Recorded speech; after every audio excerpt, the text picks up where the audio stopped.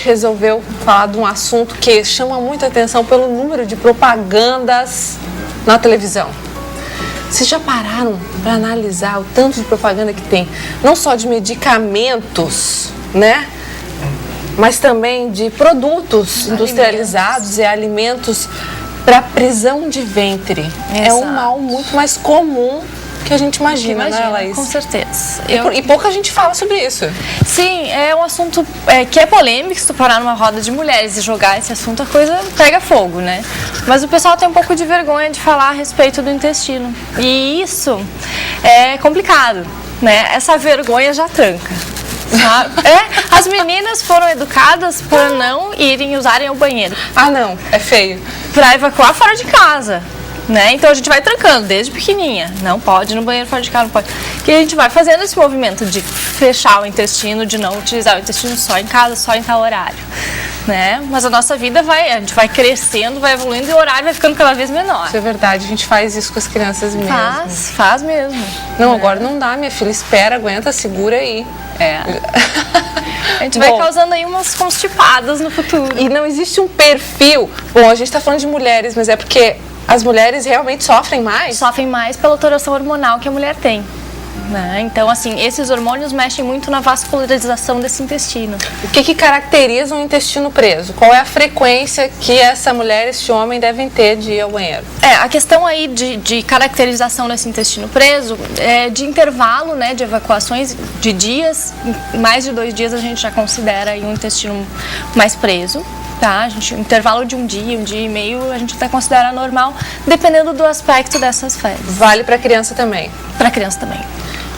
E aí, Laís, o que está errado? A alimentação dessa pessoa? A alimentação, a medicação, né? Então, assim, o nosso intestino, eu gosto muito de um livro, até passo para muito paciente, O Cérebro Desconhecido, do Elion Pova. Então, ele mostra que o nosso intestino é um cérebro que a gente não conhece, né? Porque, assim, a gente absorve toda a alimentação que a gente faz, toda a medicação que a gente faz, a gente tem toda a absorção pelo intestino. Então, se ele não estiver funcionando direito, nosso organismo não está funcionando direito. Né? Então, assim, a causa disso tudo, existem muitas causas. Tá? A gente tem aí síndrome de intestino irritável causadas por problemas psicológicos, a gente tem problemas intestinais causados pelo uso de medicamentos num longo prazo. É isso que eu ia dizer, tem gente que já até é dependente desses medicamentos, não é? Exato, né? Porque a gente acaba aí fazendo, dependendo do medicamento que é utilizado como laxante, diminuição da função da musculatura intestinal mesmo. Então, quando a gente diminui o uso deles, o intestino demora a responder. Cria uma dependência. Exato.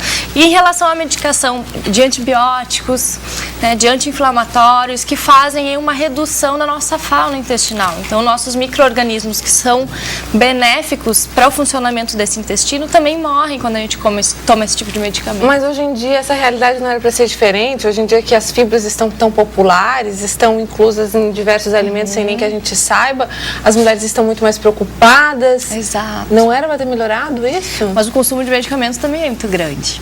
Né? E assim, a gente faz esse uso do medicamento, né? Passa por esse processo aí de desequilíbrio intestinal e a gente não reequilibra ele. Lógico que tem surgido agora, nos últimos anos, uma série de produtos que conseguem colocar um pouquinho dessa fauna intestinal em equilíbrio novamente. Mas assim, existem suplementos mais específicos em quantidades maiores de micro-organismos para a gente realmente tratar esse intestino. E tem muitas coisas também que a gente não observa, né? Às vezes a gente tem uma alergia a algum alimento que faz com que o nosso intestino não funcione bem. Tá? É muito comum a alergia Primeiro ao de tudo, leite. então, passar a analisar aquilo que você come e a reação que isso te traz. Se observar é uma coisa muito importante.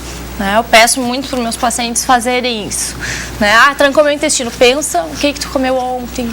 Porque a gente tem alergias a alimentos que são tardias. De 4 dias atrás você consumiu aquele alimento e agora está te dando esse tipo de reação, né? Produtos naturais que podem ajudar, Laís. A questão de fibras aí, que é super divulgado, é super importante, realmente. Né? Um aumento do consumo de fibras, principalmente as insolúveis, ou seja, aquelas que a gente não consegue digerir, que normalmente saem inteirinhas nas nossas fezes. Então aí os grãos integrais, os gergelim, as granolas, as sementes, aveia, né? A quinua, tá? Então todas Isso essas diariamente são interessantes. incluso dentro da alimentação. A fruta é muito importante. Tá? Mamão, a laranja, aquela coisa que a avó já fazia. A casca da fruta é muito importante. Ah, é? A gente tem uma grande quantidade de fibra na casca. A gente tem substâncias muito importantes nas cascas das frutas. Né? Que às vezes a gente tira com medo do agrotóxico e tal. Então é preferível a gente utilizar uma fruta orgânica e comer a fruta. Iogurte. Aqueles iogurtes especiais, específicos para isso, funcionam de verdade? Funcionam, tá? Mas a gente tem que ter aí um intestino pronto para receber esse micro-organismo.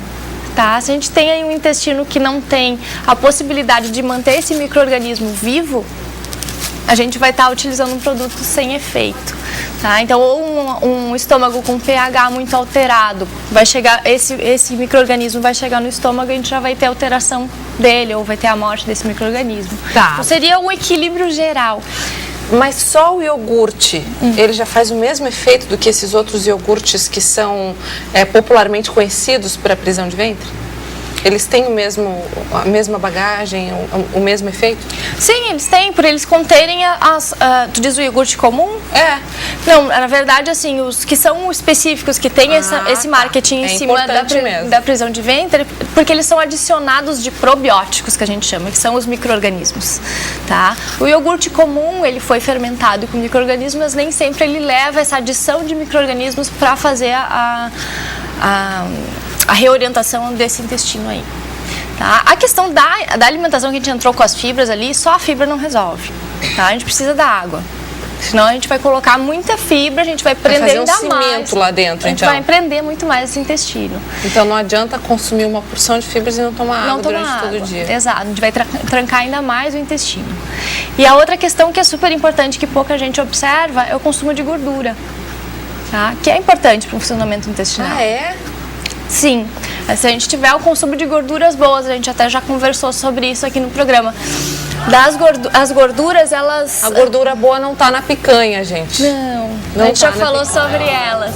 A gordura boa tá nas oleaginosas, castanhas, nozes, amêndoas, no azeite de oliva, no óleo de coco, tá? Então, todas essas gorduras boas fazem o deslizamento dessas fezes também, tá? Então, a gente precisa de gordura para que o nosso intestino funcione bem, porque existe muita dieta restritiva que corta totalmente a gordura. Se você pensar, gente, é exatamente o que acontece no intestino de uma criança. Pense, um bebezinho, não é? Se alimentando com uma porção de aveia que eles colocam naquela mamadeira e sem tomar água. Sim, é complicado, né? O neném realmente sofre. Ele é o exemplo daquilo que a gente faz, né? Sem perceber. E o nenenzinho tem muita influência aí. A gente pode analisar o intestino de um bebê a partir do momento que ele nasce. Se ele nasce de cesariana, se ele nasce de parto normal, a gente já tem uma flora intestinal diferente. Então, o intestino a gente tem que prestar muita atenção, analisar muito bem, e é um conjunto de coisas que vai fazer com que ele se torne saudável. Eu só quero fazer uma última pergunta. Diga. Sinais de uma pessoa que tem prisão de ventre, dá pra notar? Sim. Né? Aquele estufamento abdominal. Não tem prisão de ventre. Não, aqui é bebê, gente. O que mais aí? O estufamento abdominal, a pele, né? A gente vê muita questão de aumento de acne, manchas, né? Unha fraca, cabelo quebradiço, às vezes queda de cabelo mesmo, pele um pouquinho mais seca. Eu tô vendo o pessoal olhando assim pros lados. Gente, eu acho que ele tem, eu acho que ela tem. Tá bom. Isso caracteriza, sabe por quê? Vocês sabem de onde vem a palavra enfesado? Exato. Né? Pessoas estão com realmente fezes presas. Quando a gente não consegue eliminar esse tipo de toxina que fica ali, a gente começa a absorver isso muito mais.